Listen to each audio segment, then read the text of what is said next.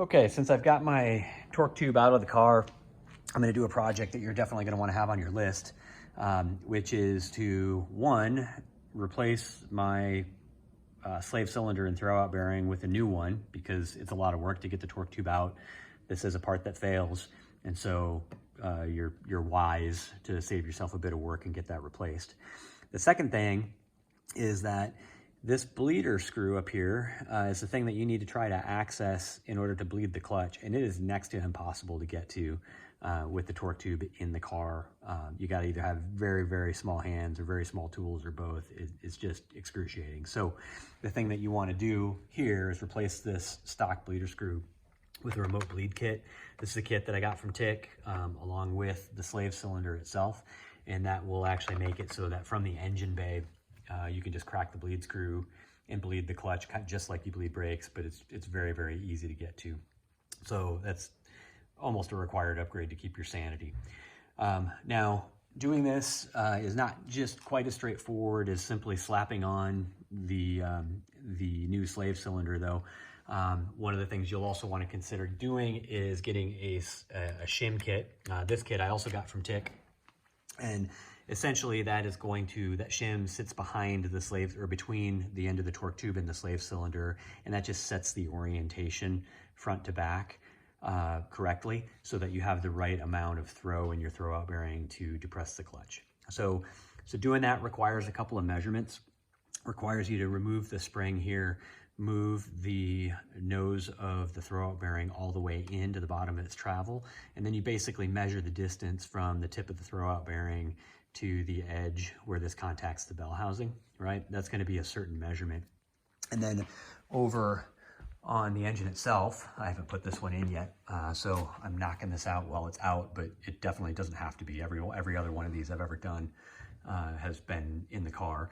But effectively, you're going to run a straight edge across the face of the bell housing right here, and then you're going to measure the distance from that straight edge, right? So basically this edge of the bell housing into the tip of the fingers, right? So you want this measurement on the bell housing to be somewhere between 125 thousandths to 200 thousandths larger than the measurement here between the surface of the torque tube and the nose of the throwout bearing while it's fully compressed, right? So TIC's got instructions on that. Basically, all you have to do is follow them, but you will install the correct shim based on the measurement that you took there, right? So again, this measurement needs to be 125 to 200 thousandths smaller than the measurement that you're taking at the bell housing to the clutch fingers. So anyway, I'll do that. I'll see if I can stop to document some of this and show you what my calculations are. It's pretty straightforward. It just requires, pulling this spring out and being very careful with your measurements. So it's one of those things where you probably want to measure it several times to make sure you're getting the same readings. Anyway, I will get to work on this and check back to see if there are any tips to provide along the way. All right, checking back in on my measurements. You can see I've got the spring out of the throwout bearing, and it's resting down at its base at the bottom of its travel.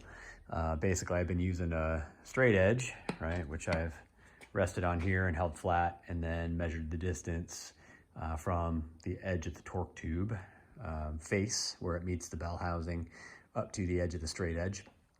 Certainly as you rotate that thing around, you'll get some slightly different readings. So basically I just made sure I was in the ballpark and there was no human error coming into effect, and it just took an average of those readings to understand where I'm at. Same thing will happen over here on the clutch, because basically you're measuring the distance from the face of the bell housing to the edge of the fingers here, and depending on which finger you measure, you're going to get a little bit of variance, which I also saw. So I just made sure I was getting the same measurement over and over again on the same finger to make sure there was no human error. Measured a few different fingers and then took the average of those to get me in the ballpark. And so what I know is over here, now coming through and measuring these, this smallest shim is something like 55 thousandths. This middle shim, if I remember right, is about 118 thousandths in my case. And then this thicker shim is about 180 thousandths. And so for my particular application, I'm going to end up needing this medium shim, and that'll put me basically just right within spec. This one would not be quite enough. It would have me sitting just outside of spec with over 200 thousandths of travel.